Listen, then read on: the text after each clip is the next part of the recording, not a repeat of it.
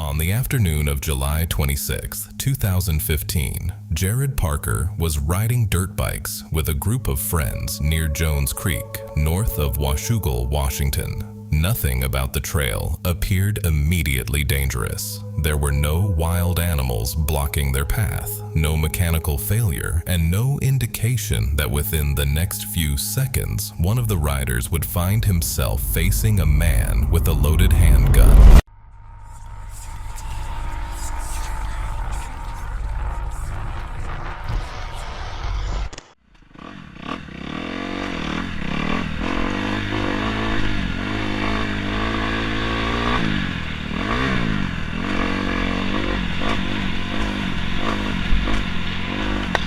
What the fuck? I got you on camera! I got you on camera, bro! I'm sorry, what the hell?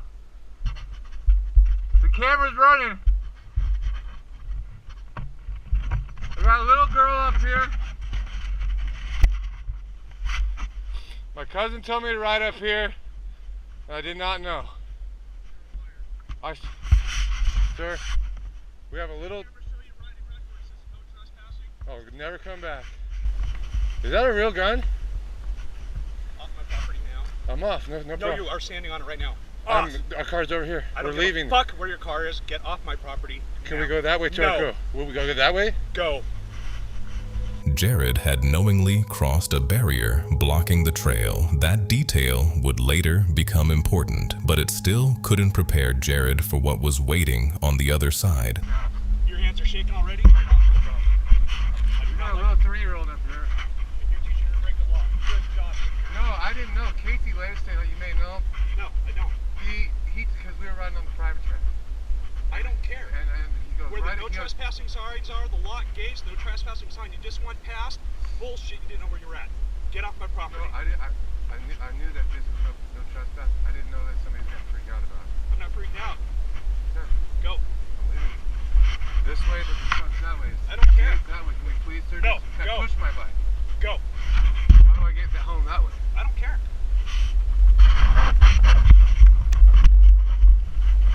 Is that a real gun you're firing? Off my property now. You're not... Right to protect it. Force me with it. Dude, I'm pushing my bike. I promise I will do nothing. That's a little intense, though.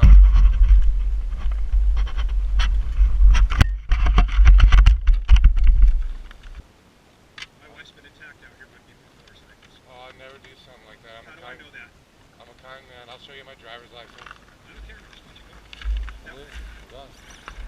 We're leaving.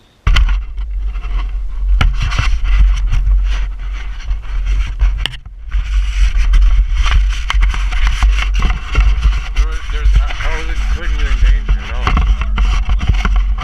The armed man was later identified as Darren Deagle, the owner of the land Jared and his friends had entered, and although Jared immediately apologized, the gun remained pointed in his direction. The confrontation is disturbing for an obvious reason. Jared had no idea whether Deagle intended to fire another warning shot or whether the next bullet would be aimed directly at him. Eventually, Deagle allowed Jared to leave, and nobody was physically injured. The footage was posted online the following day and quickly reached law enforcement. Deagle was arrested and initially faced second-degree assault with a deadly weapon. During the later court proceedings, Deagle's defense attorney went even further, alleging that the riders had moved a barrier to enter the property. The attorney argued that they therefore couldn't have entered by accident. Deagle also claimed that his anger wasn't only about someone riding across his land. He said his family had experienced previous trouble with motorcyclists. He was sentenced to 90 days. At sentencing, Deagle maintained that he had only fired warning shots because he believed he was protecting his family. The judge gave him a much simpler alternative. He should have called 911. The strange thing about this footage is that neither side leaves looking completely innocent. So where does protecting private property end and reckless violence begin? Was Deagle a frightened landowner defending his family, or did he nearly kill someone over a mistake that could have been handled with a phone call? On October 6, 2025, a Pennsylvania hiker known as the Wandering Woodsman visited the Middle Creek Wildlife Management Area for what he described as a short, relaxing afternoon hike. He chose the Valley View Trail, a 1-mile loop that climbs toward an overlook before descending through the woods. He had hiked there several times before, and for most of the afternoon, nothing seemed unusual. But while walking back down the mountain, he noticed movement beside the trail. But now we start heading down. The long climb down. Oh my gosh, there's a guy in this. That is creepy. There's a guy in just his underwear up here. The long climb down. Oh my gosh, there's a guy in this.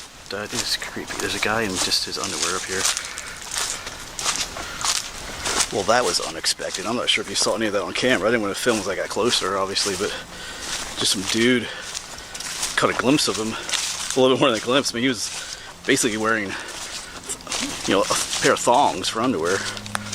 The hiker avoided pointing his camera directly at the stranger, but he had already seen enough. The man's shorts were completely off, leaving him dressed in what appeared to be an extremely revealing thong. Even more concerning was what happened when the stranger noticed him. He immediately reached for his shorts and hurried to put them back on. Neither man spoke. The stranger turned his face away while the hiker continued past him, pretending not to react until there was enough distance between them. At first, the hiker tried finding an innocent explanation. Maybe the man had needed to use the bathroom. Maybe he was changing clothes or simply enjoying the unusually warm October weather. I don't know, was he going to the bathroom? Or why would you have your shorts? He had his shorts completely off though, like the shorts over his thongs. I'm not sure what's going on there. That's creepy. Let's get out of here. But none of those explanations completely satisfied him. The stranger was positioned extremely close to the trail, despite having an entire forest where he could have found privacy. He also appeared to have removed only his shorts, and the speed at which he dressed after being noticed suggested that he hadn't expected anyone to find him there. The hiker began wondering whether the man had been waiting for someone. More specifically, he questioned how the situation might have unfolded if a woman hiking alone had approached instead. But after the footage was uploaded on October 19th, one comment made the situation considerably more disturbing. A woman claimed that she had taken her 7-year-old son along the same trail the previous fall. During their descent, her son repeatedly told her that a man was watching them. She initially thought he was imagining it until she sensed someone nearby and suddenly turned around. According to her account, a shirtless man was standing behind them. When she looked directly at him, he stopped and attempted to hide behind a tree. But who wears that kind of underwear to go hiking, though? Yes, I am being judgmental, but I'm just thinking, like, hey, you can let me know in the comments if you do, if you want to. But, like, yeah, I don't really know. Even that just seemed kind of odd. Perhaps the stranger was simply changing clothes in the worst possible location. Or perhaps the hiker interrupted something by arriving earlier than the man expected. The footage never reveals what he was doing there. It only shows how quickly he covered himself once he realized he was no longer alone. Before we continue, only 0.4% of the people are actually subscribed. A lot of research, time, and money goes into uncovering the real story behind every clip. So if you enjoy this kind of content, hit subscribe. It costs nothing, helps more than you realize, and unlike the man on that trail, I promise to keep my shorts on. On May 25, 2026, Alyssa Olsen and Mason Van Zeelen were hiking in Glacier National Park when other hikers warned them that 2 grizzly bears had been spotted ahead. Instead of turning back, they continued, with Mason keeping his bear spray ready. That decision almost trapped them between both animals. Without warning, the 2 young grizzlies came running down the trail. Alyssa and Mason stepped aside as the first bear passed approximately 5 feet in front of them. At that distance, there was no time to run, and running would likely have triggered a chase anyway. You see it? Oh my god. No, don't run.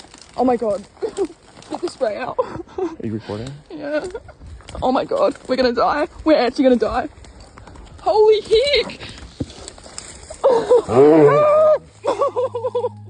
The first grizzly ran past, but the second stopped directly ahead of them and growled. For several minutes, they waited for the bears to leave. When the trail appeared clear, they cautiously continued, only to realize that one bear was now behind them, while the other remained ahead. When one of the grizzlies made direct eye contact with Mason, he released a short burst of bear spray. The bear immediately turned and disappeared into the trees beside the lake. I did a little bit, yeah. I think we should walk back. You want to walk that way or this way? I want to get out. I want to see this other bear. Glad we weren't standing right in the middle of the trail. They know we're here. Cameraman never dies. I'm like shaking. Oh my god. We're gonna die.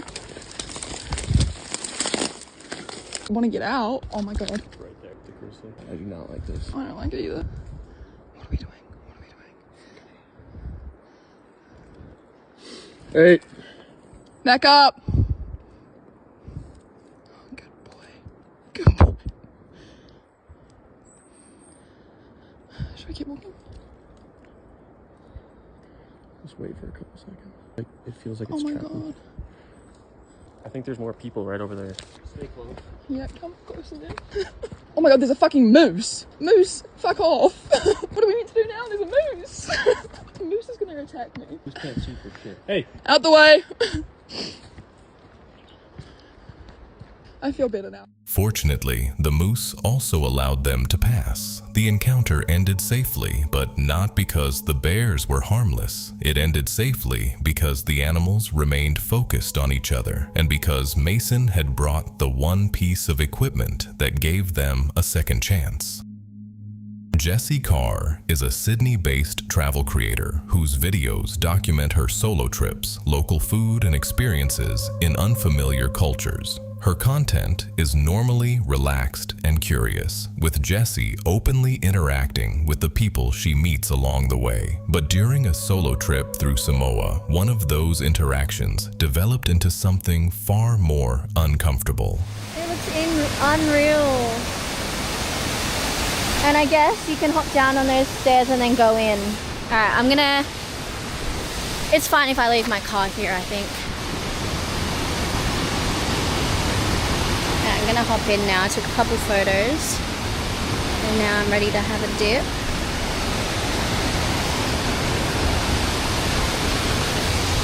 Are you okay? All good?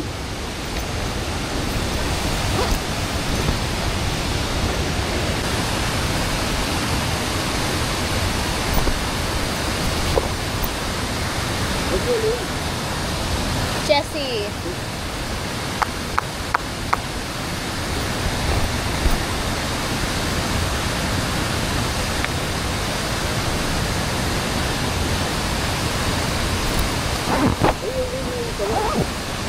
Pardon? I can't remember the name. It's like, I don't remember the name. Sorry. There's a man and he's kind of just like hanging around me. Anyway.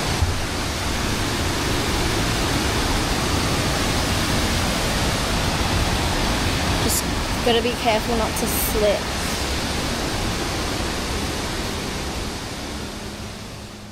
When she reached the main pool, nobody else appeared to be there. She was excited to have the entire waterfall to herself, but within minutes, an older man approached her and began asking questions. Jessie initially remained friendly, although she soon told her camera that the man was hanging around her. When she entered the water, she noticed something stranger. It appeared that he had been waiting for her to begin swimming before entering the pool himself. Two other women were also visiting the waterfall, and Jessie briefly interacted with them by offering to take their photographs. Their presence meant that she wasn't completely isolated, but the man continued following her and directing her toward different sections of the waterfall. Okay, I got to some rock.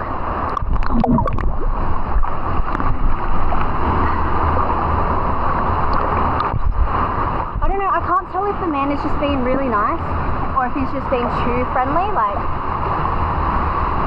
because I was feeling a little bit uncomfortable. But he was like, do you need some help coming over here? And I was like, no, thank you. Because I just want to be like by myself. With no men around, preferably. Okay, this. Oh my gosh!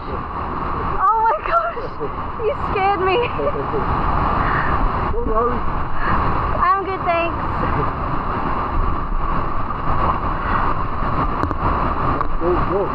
Pardon? Cold, yeah.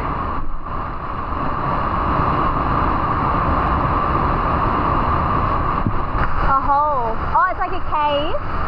Is it a cave? Yeah. Okay.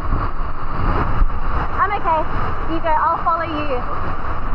According to Jessie, while pretending to help her move across the rocks, the man repeatedly attempted to place his hands around her waist. He then touched her backside. After it happened, Jessie deliberately told him to walk ahead so that he could no longer stand behind her. Reviewing the footage later made Jessie realize that she had spent most of the encounter protecting the feelings of someone who was making her feel unsafe. Whenever her instincts raised an alarm, she questioned whether she was overreacting, gave him the benefit of the doubt, and allowed the interaction to continue. After the video was uploaded, several Samoan women also rejected the idea that his behavior was simply cultural friendliness. They explained that a local man would normally give a woman privacy while she was swimming or changing, not follow her into the water, touch her body, and invite her home. The disturbing part is that Jessie didn't fail to notice the warning signs. She recognized them almost immediately. Her mistake was believing that she needed stronger evidence before she was allowed to trust herself, because sometimes danger doesn't need to convince you that it is safe. It only needs to keep you wondering whether saying no would be rude. 26-year-old Kyle Burgess was an outdoor enthusiast from Orem, Utah, whose social media was filled with hiking, traveling, and trail running adventures. On the afternoon of October 10th, 2020, Kyle was 6 miles into a planned 10-mile run through Slate Canyon, south of Provo, when he noticed 4 small animals on the trail ahead. Kyle initially believed they might be bobcats, so he pulled out his phone and began recording. As he moved closer, an adult mountain lion suddenly appeared, and Kyle immediately understood that the smaller animals were her cubs.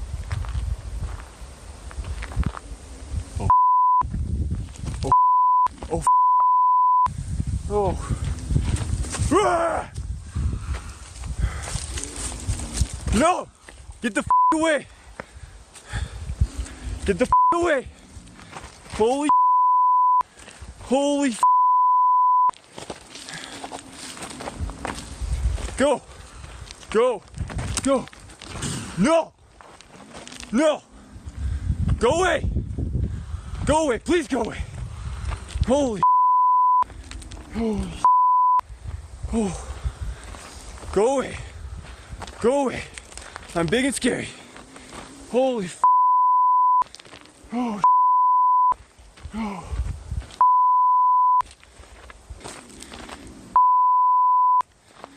Holy babies, then mama got to be right there, don't they? Dude, you're scary. You're a scary kitty cat. Holy no, go away. Go away. No. No. You, dude. Holy.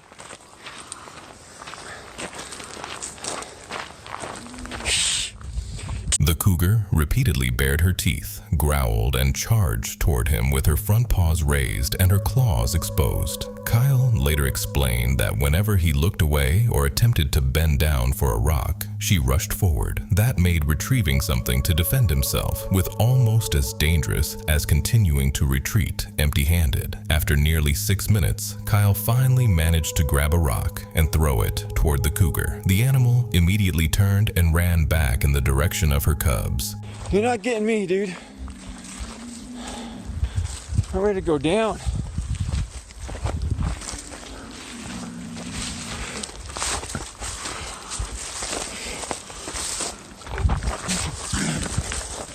Yeah, get the away from me. Kyle escaped without a single physical injury, but the strangest part of the story came after the camera stopped recording. Experts described the behavior as escorting. Her apparent charges were likely bluff charges intended to frighten Kyle away, not failed attempts to kill him. Had she viewed Kyle as prey, she would have been far less interested in giving him 6 minutes of warning. Kyle uploaded the footage the following day, and it quickly spread across the world. Kyle's initial mistake was approaching animals he couldn't identify. Everything he did after recognizing the danger may have prevented the situation from becoming fatal. The footage appears to show a predator hunting a man. In reality, it shows a mother forcing a perceived threat away from her young, and Kyle survived because he never gave her the one reaction a mountain lion is naturally built to chase. He never ran. Don't leave just yet. The next video is already waiting on your screen. The people in this video had time to recognize the danger. In the next one, that realization came far too late. Click it now, and I'll meet you in the next one.